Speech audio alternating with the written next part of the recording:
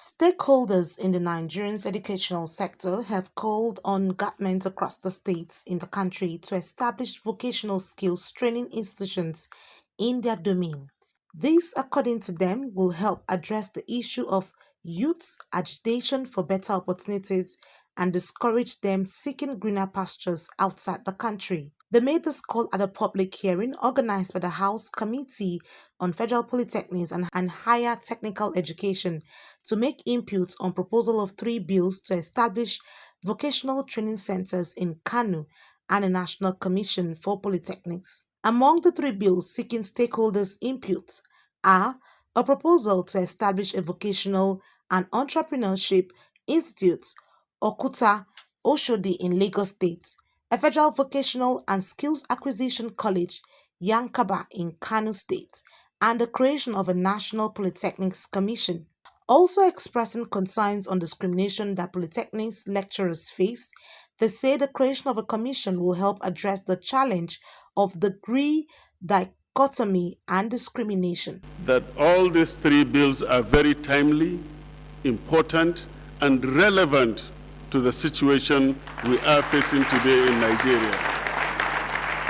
I therefore convey to you the ministry's full support for the three bills.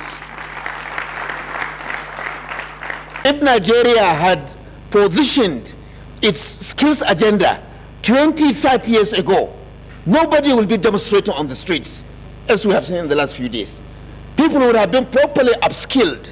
There are a lot of opportunities locally and globally for skills, but Nigerian youth are there roaming about, crossing the Sahara with a lot of danger, dying in the Mediterranean Sea. We said effective policy formulation on standardization and quality assurance in the polytechnic sector. The Commission will bring about that. 2, concentration on promotion on technical and skill-based education as it affects the polytechnics only. Like also the Commission to look into this, not only experience in polytechnic, but also a polytechnic management system. So somebody that has already have an experience in managing the polytechnics.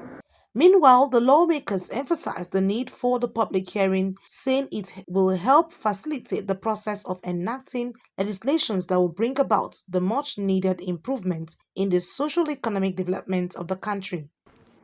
Today's hearing aligns seamlessly with the legislative agenda of the 10th Assembly, aimed at enhancing educational framework within Nigeria. We recognize that in the increasing competitive global environment, it is imperative that we equip our youth with relevant skill and knowledge. The proposed agency and institution will serve as a beacon of excellence, providing qualitative education that meet international standards while also tailoring to meet our local needs. As I welcome you all to facilitate the process of the passage of these important bills into law, it should be noted that each of the bills is tailored towards enacting laws that would bring about much needed improvement in the socio-economic development of the country and invariably promote our quest for sustainable human capital development required for self-reliant society.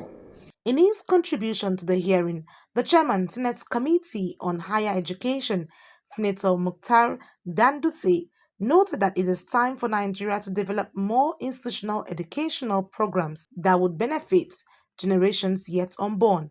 He promised to ensure the speedy passage of the bills when they get to the support this bill, and we thank the movers of the bill, and that is where Nigeria will position itself considering the part of our growth in population.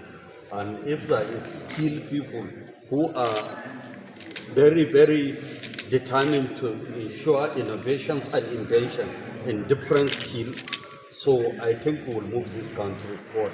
And small and medium enterprise. With the National Polytechnic Commission expected to serve as a regulatory body that will ensure standards of health across polytechnics in the country, lawmakers say establishment of the proposed centers will equip teeming youths with practical skills to enable them to thrive in the evolving job market. Annie T. Patrick, Core TV News, Abuja.